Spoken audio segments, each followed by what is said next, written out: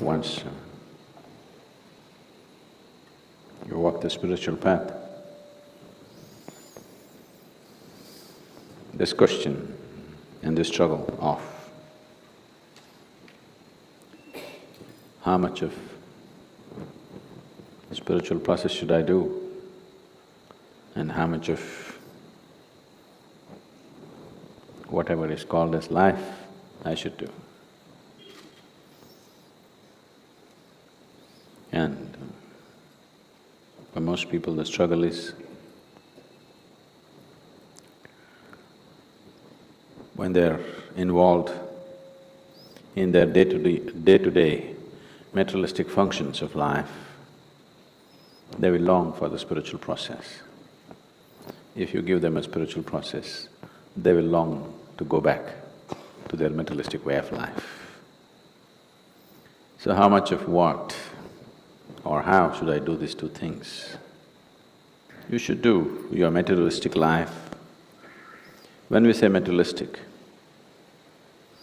that which concerns and satisfies one's physical body and one's mind is materialistic life.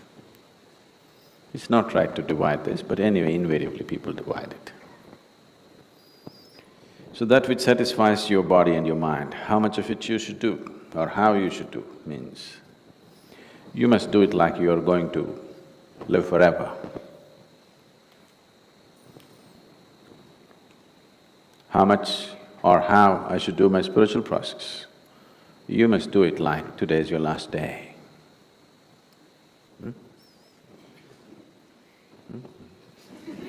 Which way is it? No.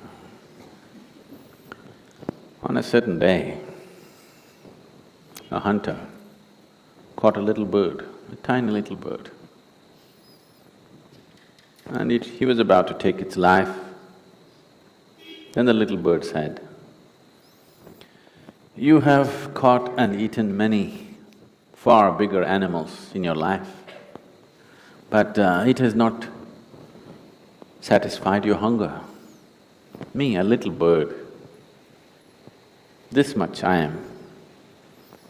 What can I do for you? So why kill me?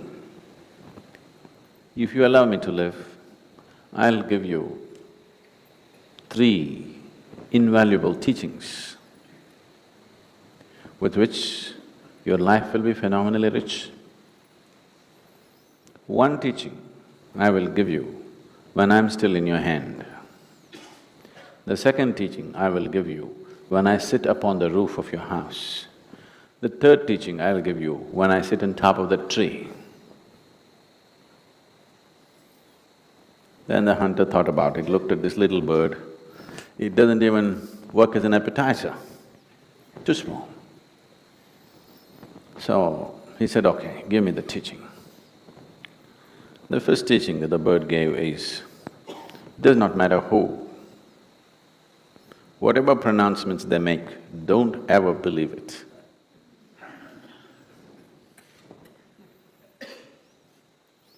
Took off from his hand, went and sat on top of the roof. And then he said, "You fool, you let me go. Do you know who I am? Within my belly, I have a diamond which weighs 5 ounces. Then the man started wailing about his misfortune. "Oh, such a huge diamond, I let it go. What a fool I am." Then the bird said, "You are definitely a fool. I already told you, never believe any pronouncements made by anybody, whoever they may be. See, I weigh just 2 ounces. How can I have a diamond 5 ounces in my belly, you fool?" So the second teaching is, never look back and regret at anything that is past.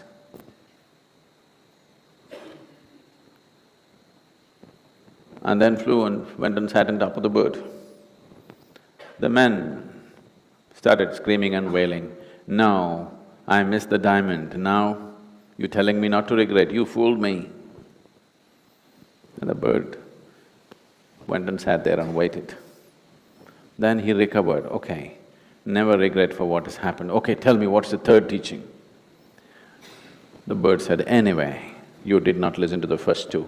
What is the use of the third? Never waste your energies and wisdom upon those who don't listen. That's the third teaching, and flew away. Now, whatever I say,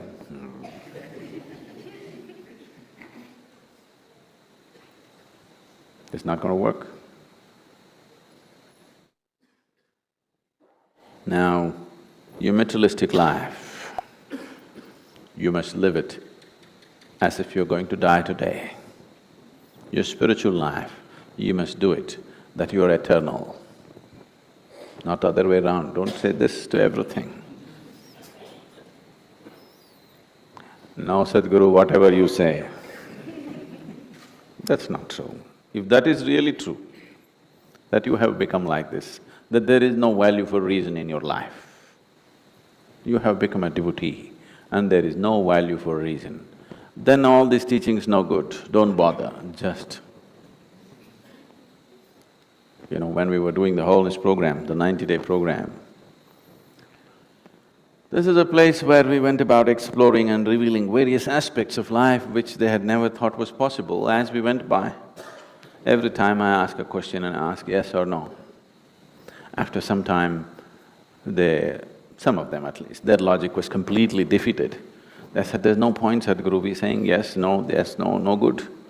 We're yes and yes. When I came one day, they had written on a big board, Sadhguru, yes and yes. So if you have realized there's no value for your logic, then, everything doesn't matter. You don't even have to do this. You don't even have to say yes. But when you still live by logic, whatever is said by whoever, you have to put it to the test of your logic. Because if you do not do that, your logic will not evolve. Logic is a horrible thing if it is in a rudimentary condition. If you refine your logic, it can be the way to your liberation. It can be a stepping stone to your liberation if you refine it.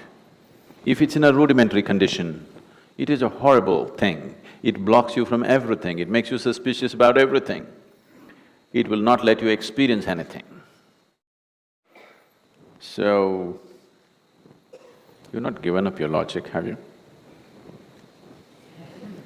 You're not listening, that's why. If you live your materialistic life like you're going to live forever, what will you do? You will buy 1,673 pairs of shoes. I went to somebody's house in the United States and I was sitting in their house and then I needed to use the bathroom. So I went and opened the door thinking that is the bathroom. I opened, it was a large room, about, let's say, one segment of this hall like this, and it was full of shoes. Hundreds of pairs of shoes. I looked, are they in some kind of shoe business? Then I came out and the lady of the house was trying to guide me to the bathroom. Then I asked, what are all those shoes? She said, oh, no. Not 2 dozens, hundreds of shoes. I'm buying shoes for 12 lifetimes I've bought and kept, just in case when I come back. If the shoe price is high in my next life, I've already bought them and kept. So you don't live your materialistic life like you're going to live forever. You live your materialistic life like today is the last day. You live your spiritual life like you're eternal. So without listening, without applying your logic, don't say yes, unless you become just yes and yes.